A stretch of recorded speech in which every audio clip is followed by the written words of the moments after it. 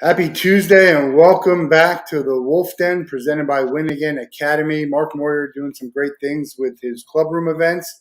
Another great event tomorrow over mental health. So get in touch with me or Mark if you're interested in joining the event tomorrow. Happy to have Jason Wilson in the Wolff Den today. How's everything going? Oh, great, man. Thank you so much for having me on the show. Yeah, glad to have you on here. For the people in the audience who don't know who you are, just give a quick introduction and then we'll get into everything. Well, I'm CEO of Circle of Friends Club. I'm a spiritual life coach, and I love to organize events online. And my passion is helping people to connect. That's my thing. That's your thing. And also, you're the co host of a podcast as well, correct? Yes, Living on Purpose podcast. And that's with James, who is going to be actually our guest on the Wolff Den tomorrow. So good to have you guys both back to back. Well, tell everybody what is Circle of Friends. I met you at a Mark Moyer event, one of the clubroom events. What is Circle of Friends, and why is it important for people to join that community? Well, we're a community of athletes, entrepreneurs, and entertainers, and it's special because we're not just in the United States. We're all over the world. We have connections in South America. I'm in South America, actually. I'm about 4 hours outside of Bogota, here in South America, in Colombia. So I'm in the process of organizing events online with Mark, actually, on Win Again Academy and the Club Room. So we're going to begin to do events this coming month in December. We're going to do singles events. We're going to do other networking type of events and yoga events online, which is pretty interesting. Yeah, live stream yoga. My wife was doing Pilates or Zumba. I mean, just because the in-person gyms shut down doesn't mean we got to stop exercising and doing the stuff that's good for us physically and mentally too. Obviously, Yes.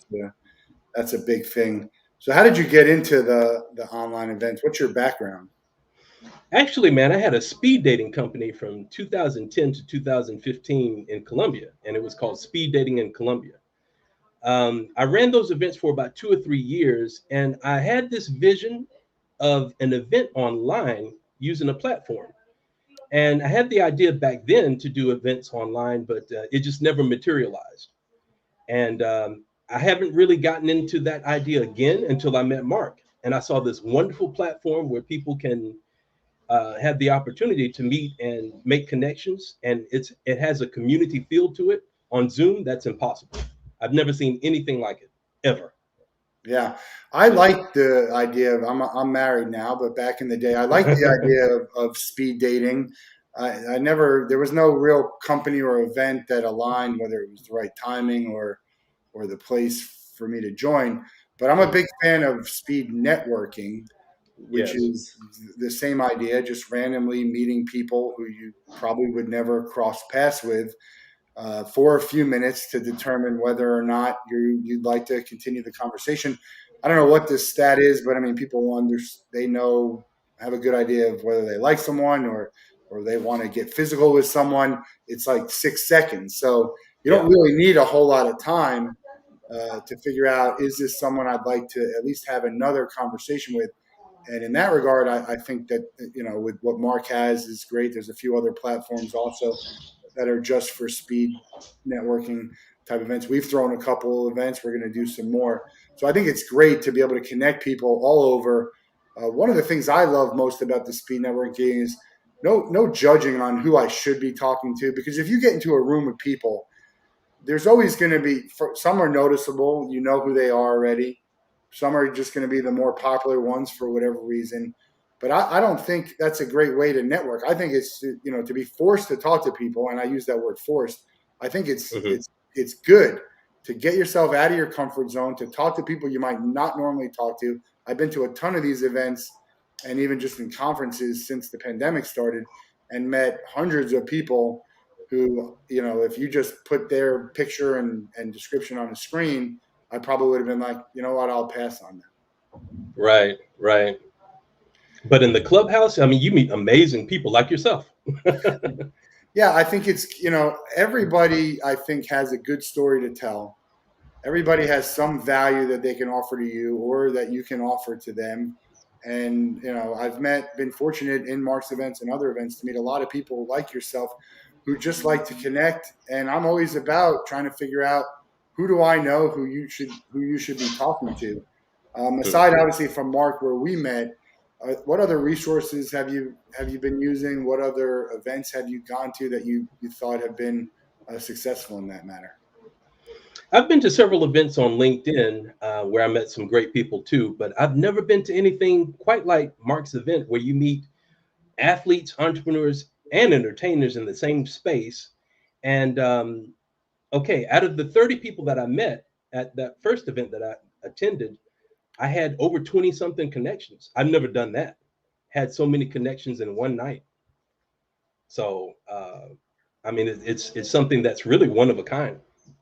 Yeah, when the pandemic first happened, I went hard on LinkedIn, and with no events going on, people had a lot more time to go to these network events. They had a lot more time to have a conversation. Now, I think that window is closing a little bit. You know, people like myself, I'm always happy to have a conversation. But the people who were having the conversations because they had a little bit more time and they're like, well, everyone else is doing it and everyone's trying to be as helpful as they can. That's closing a little bit. So how do you keep how do you keep that going? If I'm someone who wants to just try and get around and meet as many people as I can without having to fly all over the place. And Right. also, we're talking about different countries. How do you do that? What's your recommendation for people? My recommendation: come to the clubhouse. But other than that, man, I think that it's very important to extend your network on LinkedIn. I think that that's probably the best network that you can have on social media, outside of Facebook and Instagram and other social networks. I think LinkedIn is the best one. Yeah, I agree. I think I have a great network of people. And I think it's okay to talk about stuff outside of business. It's just more about connecting. I think there's probably certain things that are inappropriate within LinkedIn, but as a starting point to just try and connect with people, I think it's good. Let's go back to the dating company that you had. Sure. What did you learn from that company that you think is going to help you as you try and navigate through the circle of friends club? Well, I think that the biggest lesson for me in the beginning, I did all of my publicity on Facebook and Instagram, and I didn't do anything on LinkedIn at the time. I thought that LinkedIn was just for business. But right now, people have all different kinds of content that they take in on LinkedIn. It's not just about business. It could be about fitness. It could be about a lot of different subjects. So that's the biggest lesson that I learned. Start on LinkedIn and then branch out to Facebook, Instagram, and maybe Pinterest too. Yeah. Yeah. The dating, I mean, there's so much competition out there for dating, but people are tired. I think, trying to find a new way to meet people, and it could be anywhere. There's a whole lot of different ways you can meet people, a ton of apps, but, you know, you kind of see the same people over and over again going to all these different Mm. apps. So that's where I think if you could have, a speed networking dating type event where people can meet, and even if it's online, especially, you don't have to worry about, hey, I don't want to worry about driving 40 minutes just to get to a place. Right. And I think it's worth driving to, people are so enclosed with this. Like, I want to meet someone within 10 miles of my house. You're really close. You have to keep yourself open to a lot of different options with regards to in the dating world and in the networking world as well. Um, Sure. do you feel like you're this is where I don't mean this in a disrespectful way, but do you feel like the company, why did you leave the company? Was it just it's run its course? It wasn't, you weren't able to maybe scale it to where you thought you would, or just this other option felt like a better fit for what you're wanting to do? Yeah, that's exactly what it was. I wanted to scale it and expand it to other countries. And with the name speed dating in Colombia, it was impossible to do. But another thing I think that's very important for these speed dating companies and dating companies in general is that you have some type of screening process for people. I mean, safety right now is a very important subject, and we have a screening process, and it could be something as simple as having a conversation with the person before they sign up for the event or before they pay for the event. What do you do? Where are you from? What do you like to do in your free time? Just basic questions like that um, can be great as far as controlling the type of people that attend your event. Yeah, it's a fine line because you could do a screening process, but at the end of the day, you just never know who's going to be what unless they've already have it documented that they've done certain things, and that's people like that should definitely not get through the cracks. But that Right. was always funny when we were talking about dating, and they're like, "Oh, you can't do this on a first date. You can't go that on a first date or a second date." And the truth is, if someone wants to do something bad, I mean, they'll put on a different face for you for Yeah. 3 or 4 dates, a month, 2 months, whatever it is, until they decide they want to do it. So, you really have to be trusting of your gut. Be smart about it. Be safe about it. It's hard to hold a company accountable for the people that join their network, whether it's a dating site or LinkedIn or Facebook, like, short of them already having proven that there's some story out there. And I worked for LexisNexis, so there's definitely databases out there where you could find out if someone there's sex offender stuff, like Right. you gotta run someone through a sex offender thing and make sure they're not a sex offender before you throw them into the dating pool. Mm. And these days the information is really really easy to find. Um, the Circle of Friends Club, you talk about entertainers and athletes and entrepreneurs. Where have you found the traction so far? What type of person, what area has been the strongest for you in getting this up and running? Well, I think that the majority of the people that are really interested are, as far as executives are concerned, doctors, lawyers, engineers. Those are the top three professions there. Entrepreneurs, we're talking about people that have people that sell their own products and equipment for athletics. I think that's a big category for the entrepreneurs. And what's gonna stand out about your community as opposed to, because there's a lot of communities out there, and there's nothing that says you have to just belong to one of them. You can belong to as many as you want. You just never know who's going to be part of this community. But why would someone focus on your community as opposed to some of the other ones that are out there? Well, I think that everybody that joins my community is purpose driven in what they do in life. That's a big um, aspect that separates my community from other people's communities. We're purpose driven. We believe in God mostly, or it could be Jesus, it could be Allah, it could be a different God, but there's some belief in a higher being.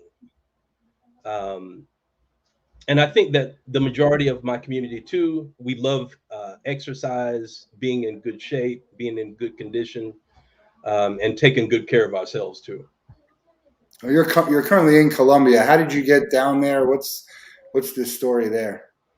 Well, I came to Colombia originally by way of my ex-wife. She was from Bogota, Colombia. We met in Atlanta, actually. And so after we separated and got divorced, I decided to stay here in Colombia. And I'm glad I did because I met my current wife. We've been married now for 14 years and we have a 12-year-old son. Oh, a beautiful story. Yeah, you just never Yeah, know, right, when you're going to go. right. My friend today was just talking about he's in Miami. He was talking about taking his family down to Colombia this weekend. They know some people there.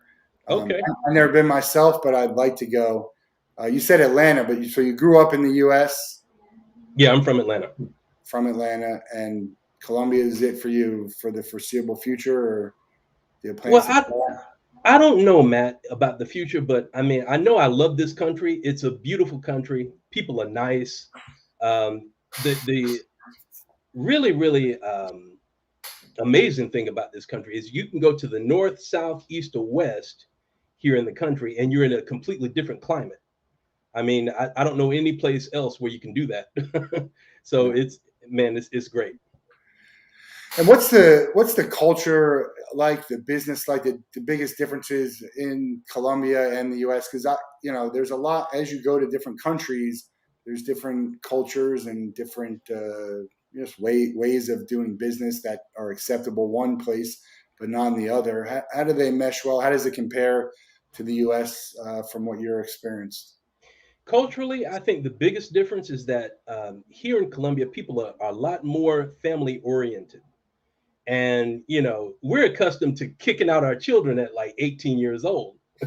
Here, man, people stay at home with their parents until they're 40. So that's a big, huge difference between the United States and Colombia. The other thing, business wise, though, people are a lot more relaxed as far as showing up at appointments on time and things like that. That took a huge adjustment period for me, man. Um, Coming 15 minutes, 30 minutes late for an appointment here. I mean, you can't do that in the States. That's So, We used to call that Caribbean time, and yeah, with LexisNexis, which is like it's the relax mom type yeah, of attitude. Yeah, it's tough. I think time, everyone's time is important, and so you have to adjust to the cultures of where you're at, and in some points, you just have to understand that this is how the world is, or this is how this area is, or this is how this is going to be, and adjust to it. Not something I don't think it's something I could adjust to, and I like to think of myself as a patient person, hmm, but especially now when you're trying to run your own business and you got a lot of other things you could be doing other than just sitting and waiting on someone. Tell us a little bit about the podcast. You have a podcast called Living on Purpose with James Hagler. yes. For those people who don't know, James Hagler is the son of Marvin Hagler. And how did it start? What do you guys talk about? What type of guests do you have on there? Well, the interesting thing is that I met James on LinkedIn actually, and the way that happened was I made a post of Ray Leonard Jr.'s podcast, Mhm. and James made a comment on that post, and I was like, James Hagler. I wonder if that's Marvin Hagler's son or maybe some other relative or something. So I went to his profile, and I sent him a message, and he answered me back, and we just hit it off from the very beginning. He had been in Atlanta the same time that I was there, and we had a great conversation. So I asked him, would he be interested in being my co-host on the show? And he said, yeah, sure, let's do it. So that's how that whole thing came about. But on our show, man, we have a wide variety of guests on our show that are also athletes, entrepreneurs, and entertainers. And a lot of guests that we've had on the show, I actually met at Mark's events on Win Again Academy. So, man, again, it's an amazing place to meet great people. Yeah, I mean, a lot of the guests that I've had on the Wolff Den, and this is episode 155, I think, or 154, something like that, have been through the networking events, whether it was Mark's events, Tim Claiborne. I don't know if you've been to Tim's events yet. He's got some great events. There's a Thursday night sales organization. So a lot of my guests have been through these networking events. Mhm. And I find that, like, I don't just ask someone to be on the show just because I think they have a good story. But I find that it's good when you have a show like this and the show that you have to be able, it's a good way to introduce and to start that relationship to say, hey, I'd love to hear more about your story. I think my audience would like to hear about your story. And Sure. it's for me, it's been a lot of fun doing this. I had Ray Leonard Jr. on the show here, and I hope Did you? his show sometime. It's great to see him doing great things, and James also, and we'll talk about that tomorrow. Obviously, there's for someone like them, there's some privilege there, right? They grew up with a little bit different circumstances than we did, but it's Mhm. great to see them taking their own stuff and running with it. Sure. Really making something of themselves, which isn't easy to do regardless of who you are and where you start at. Obviously, sometimes it's easier.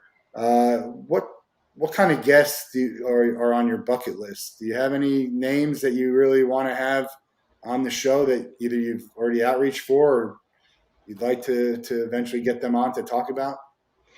Well, I would like to interview, man, professional players that are playing right now, like, um, gosh, Who would I like to interview? Um, some of the Hawks players. I'm an Atlanta fan, so I would love to interview players from the Hawks, Falcons, and the Braves. Yeah. Yeah, You get Kyle Pitts, man. He's doing some great things for the Falcons, uh, even though they got really shredded the other day. I don't know destroyed, man. that. I mean, the Dallas gets killed by the Broncos, and then they go and then they destroy Atlanta. Sports is it's crazy, but Atlanta, you got the Braves winning the World Series, bringing it home. Do you get a lot of opportunity to watch the U.S. sports Oh over yeah, there? yeah. I catch all my games online, so it's for me. It's easy. Yeah. And Yeah. what kind of sport do you watch over there? What's obviously soccer is big in Colombia, but is there anything else that's out there? Actually, they have basketball too, and baseball games as well. But I think the majority of the time, people are watching soccer. Yeah. Yeah. Have you reached out to any of the local players and celebrities to have on your show? Not yet, man. I'm looking to build my community that is English speaking first, and Okay. then by January, February next year, I'm going to expand it to the Spanish speaking community. I've already got an established base on Instagram and Facebook, but it's just a matter of getting these events that I want to do established, and then do events and also the podcast in Spanish. Yeah. Did you speak Spanish when you had first met your wife or before you moved to Colombia? Because I lived in Florida for a long time, and my Spanish is I couldn't go somewhere that didn't speak English. So how was that Well, for you? oh, dude, it was difficult in the beginning. I took, basic Spanish, that the kind that you take in school and in Yeah. college, but it doesn't prepare you to have a real conversation. No. And beyond that, though, all the books that we had in school, they were Mexican Spanish, not Colombian Spanish. Yeah. So it's a completely different vocabulary and expressions and everything else. So I just had to basically learn from the beginning when I came here. And it was mostly just, practicing with family members, going to the store, practicing there, taking a taxi, talking to the taxi driver, taking a bus, talking to people on the bus, and things like that. And that's how I learned. And of course, watching TV. Yeah. I remember my brother and I were in Japan or China, one of the two. We're in a bar, and this two girls come up to us, and they just wanted to talk to us to practice their English because they saw that we were American, and it was interesting. But it's tough. That's the best way is you say something in conversation, and people kind of correct you. I feel like Spanish is a little bit harder of Oh, a language, oh especially yeah. the I mean, speed of which it's spoken in a lot of places. right. Yeah, I remember the first time I was watching actually the news here in Colombia, and I said, "There's no way I'll learn this language. It's too fast." But the surprising thing is, you just have to be immersed in the language, no matter what it is. It's practice, Yeah. just like learning a sport. It's repetition. I mean, the other thing is also you don't have a choice, right? You're going to be there. You got to learn Spanish. You're going to have to communicate with people. You're going to have to figure out how do I navigate through whatever where I'm trying to go, whether it's the bathroom or trying to find the store or you know Right. food when you're trying to order something. Make sure you don't order the wrong thing. It's tough. But nowadays you got the kids are learning three or four different languages. Yeah. It's impressive. There's plenty of Well, people. the thing is, Matt, kids don't have fear to speak or to learn something. The adults have the fear. So if you can, condition the person to eliminate the fear, you can do anything. The majority of the people that I've taught English to here in Colombia, the biggest thing is being afraid to speak in front of other people. So actually, man, one of my students, he's going to come to my to our event tomorrow, Mark's event, the mental health awareness event, and practice speaking to other people. It's the only way to learn.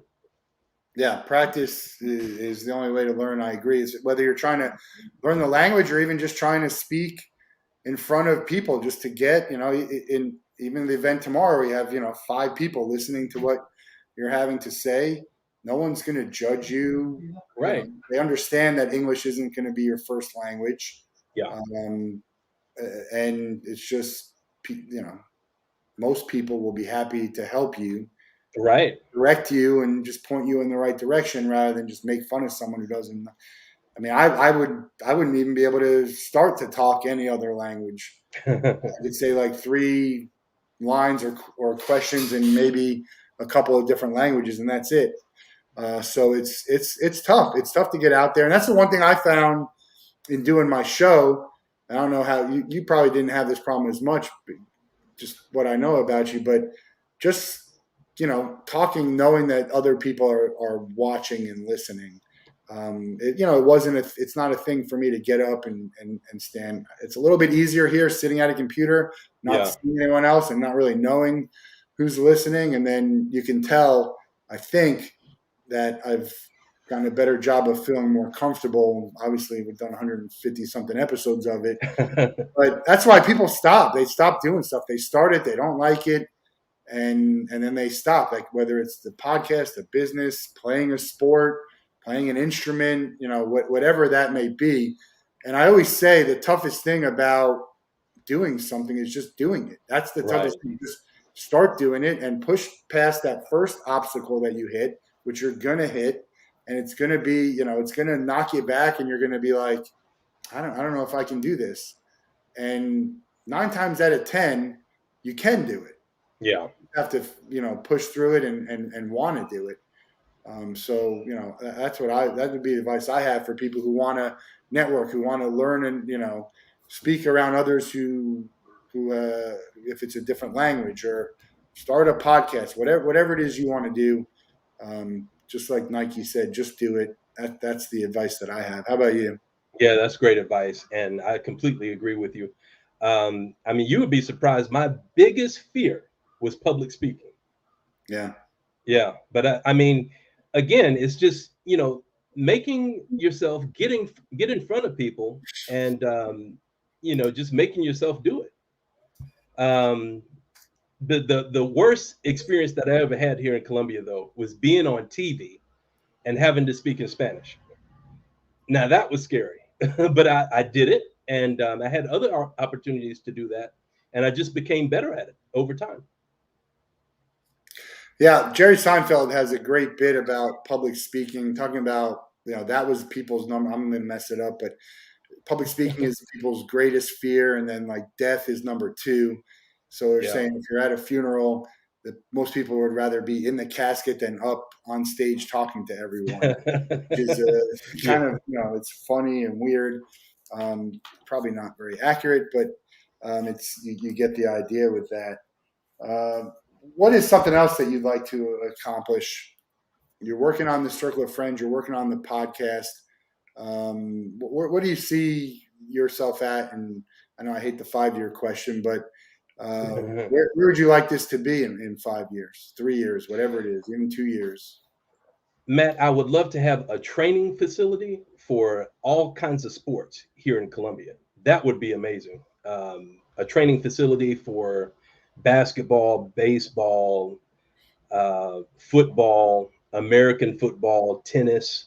I would love to have that because there's such a need for athletes that want to play professional sports, but they don't have the necessary resources, connections, equipment, you name it, coaching. I would love to do that here. Who there's someone in the Winnigan Academy who works in California, right?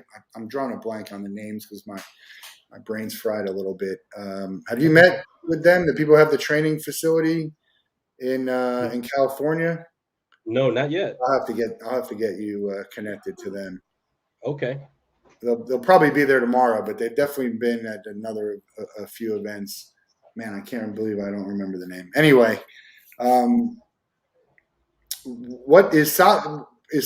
Obviously, soccer the number one kids grow up playing over there. Sure. Are there other sports that they're pushing to? Because when we grew up down here in the U.S., I mean, we played everything. We played soccer, which is surprising that the U.S. doesn't have a better soccer presence, considering that literally everyone I know played soccer when we were younger, and every one of my friends and their kids play soccer now.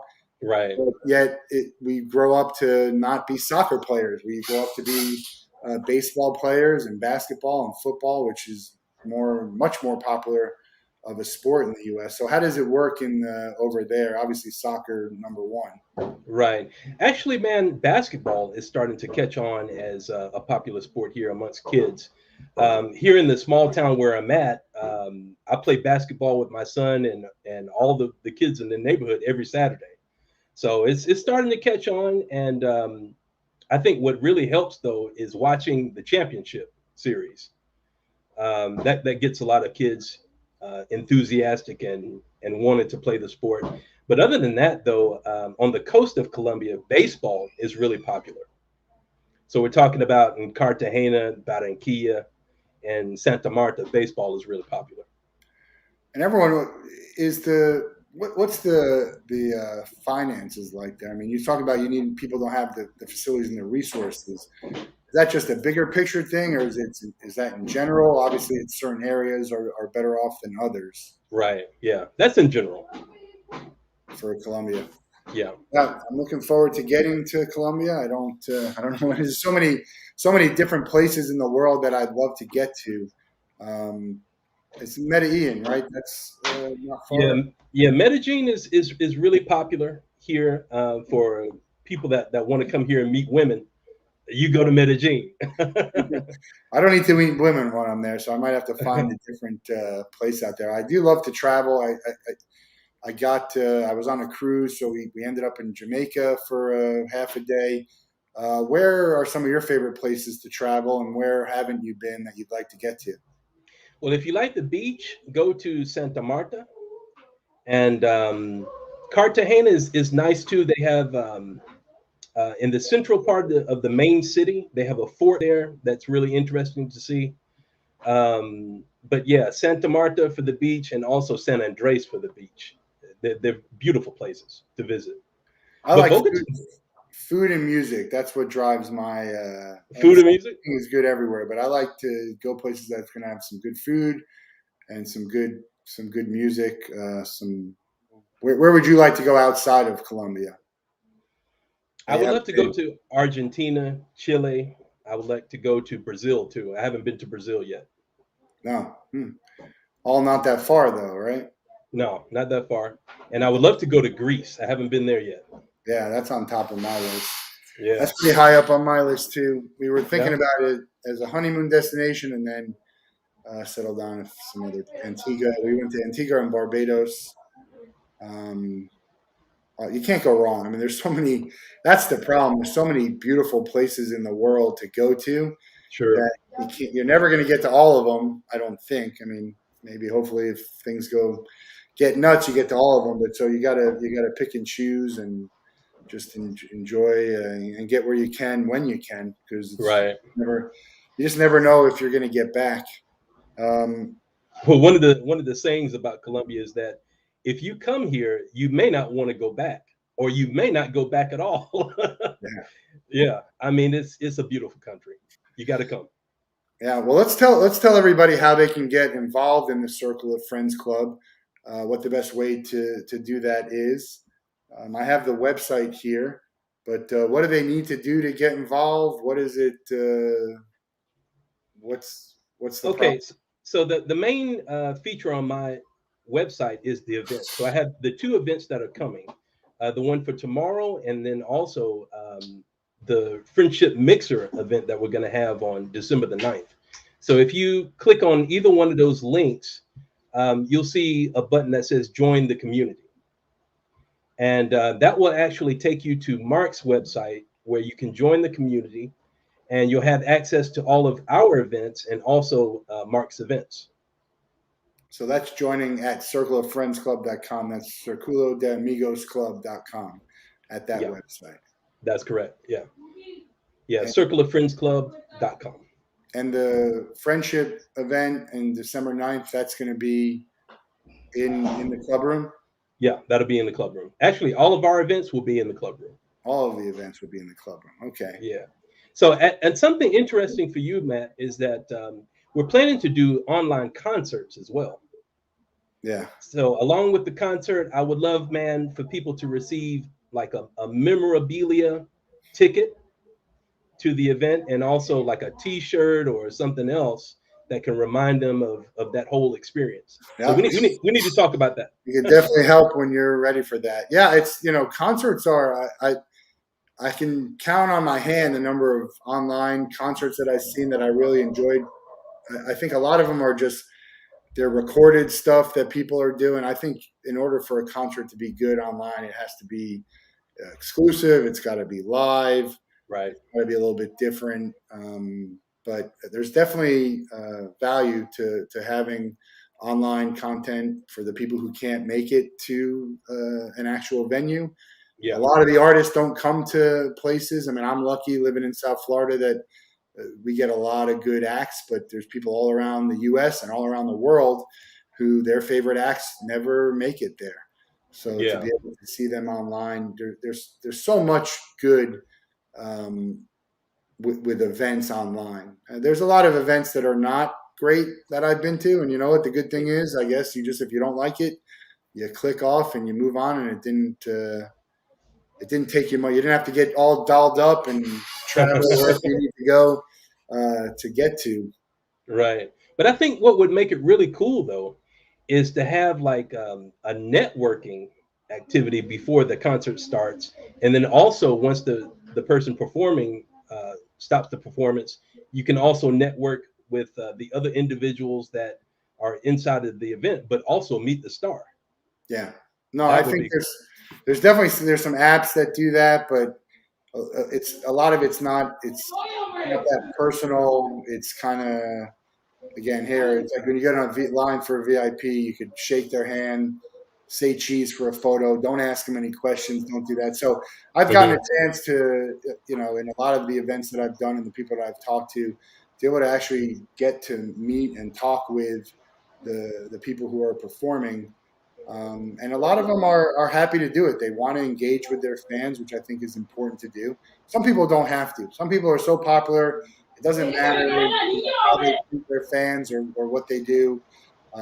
People are going to go see their show. People are going to go watch them play.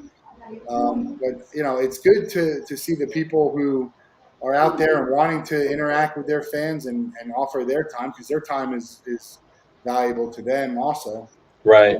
and to be able to interact. I know we've, again, in Mark's community, we've done some. I've had the opportunity to have some of these people on the Wolff Den, and it's been great conversation, really, to get deeper than just the whatever you might see on a regular talk show. Right? They have 5 minutes to talk. They tell a story that everyone's already heard 100 times. They tell jokes, and to really be able to get past the surface of these conversations, I think is good, which I think is valuable for the networking events and the speed networking type of stuff that you do. You're not going to get, in 3 or 4 minutes, you're not going to get probably into too deep of the stuff, but you're going to have a conversation, to understand, hey, this is someone I'd like to talk to again, and then Right. figure out a way that you guys can connect and do that. And like you said, most of the people that I meet, um, I've been able to have conversations with afterwards, and we're still connected. Some I've been able to help. Some have been able to help me. Sometimes you can collaborate. You never know who that's going to be. So I encourage everyone to join these events. Check out Circle of Friends Club at the website. No doubt that you're going to have some pretty good events moving forward. Also check out the Living on Purpose podcast. Um, I put the Apple link here. Are they available anywhere else? I don't. Are you on? Oh, It's on. we're everywhere, man. We're on YouTube. We're on Spotify, Anchor Podcasts, and Google Podcasts. So check out Living on Purpose podcast. Jason Wilson and James Hagler. Looking forward to seeing seeing how you grow that, and Oh, thank you. hopefully joining it as a guest. Love to be on there and talking with you. I always like Let's to ask do it. people. Also like to ask people about their Mount Rushmore. I have can't see it here, but I got a painting here. It's a Mount Rushmore of my my favorite or best athletes. So give me your Mount Rushmore of athletes. Who are your favorite athletes, or who you consider? Give me your four favorite. Could be any sport. Any sport? All Any right. sport. Your four favorite. Um, Kobe Bryant for basketball. Yeah. Boxing, Marvelous Marvin Hagler. He was my favorite boxer. Um, Let me see. Baseball, Hank Aaron, and let me think. Tennis, Arthur Ashe. Arthur Ashe. Yeah, well, you got Yeah, some groundbreaking people on that list. yeah. That's a pretty good list. Some of the best in the sport, some of the best people around doing change and meaningful things, which I know you're all about. We're all about that here at Ticket Time Machine as well. Well, we're going to let you out of here. And the same question we let everyone go with. You have 1 day to spend with anyone in the world. They have to be alive, and you can't be related to them. Who would you pick, and what would you guys do? We're putting a list together for some outreach, and going to try and make it happen. We've already sent some requests out, but I think we've had some real attainable people, and we've had Uh-huh. some people that are probably never going to happen. Someone requested Vladimir Putin, which I'm guessing we're not going to be able to make happen. But let me know, who would you pick, and what would you guys do? Hmm. Who would I pick? Um, Trey Young from the Hawks. Trey Young from the Hawks. Yeah. He's really done great. I mean, I got to tell you, I thought he was great in college, obviously, but I also thought he was a little bit of a chucker and a ball hog. And he comes to the NBA, and he's been able to score sort of in the same way he has. But also, I think he's top 10, top 5 in assists. He's great already, and going to be Yeah. continue to be better. Obviously, you guys play a little hoops. Anything else you'd want to do with Trey? Yeah, I would love to do that and also play with my son, have him involved too, because he loves Trey Young. Yeah, Yeah. So, man, I would love to give him like a tour of Colombia. That would be awesome. just hang out with Trey Young in Colombia. Yeah. Where is he from? Does he have an international background? Man, I'm not sure. I don't I know. feel like he did, but I don't know. I'd have to look that up. That Yeah. might just be confusing some people. All right, well, we got Trey Young on the list. He might be the first. No, we've had Jordan. I was going to say he might be the first. He's definitely the first current NBA player that we've had requested. But Oh Trey yeah. Young going to be on the list. We'll see what we can do. Um, that's a good choice. You can't go wrong Yeah. with Trey. It's good to see you. Really keep your Atlanta roots also, and supporting where you came from.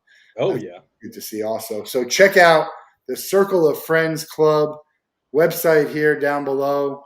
Living on Purpose podcast. Come meet us tomorrow at the Mark Moyers event. Jason will be there. I'll be there. And then sign up, join the James Hagler community. would be there. Go to the next. James will be there too. James Yeah. will be on the Wolff Den tomorrow. We'll get to talk to him before we go to that event. So really looking forward to a great day and some great things coming from Jason, and looking forward to being a part of the community and helping wherever I can. Appreciate it. Have a great night, everyone, and we'll see you guys tomorrow. Hopefully at the event. Hopefully at the Wolff Den. Go do something great. Thank you so much, man. Thanks, Jason.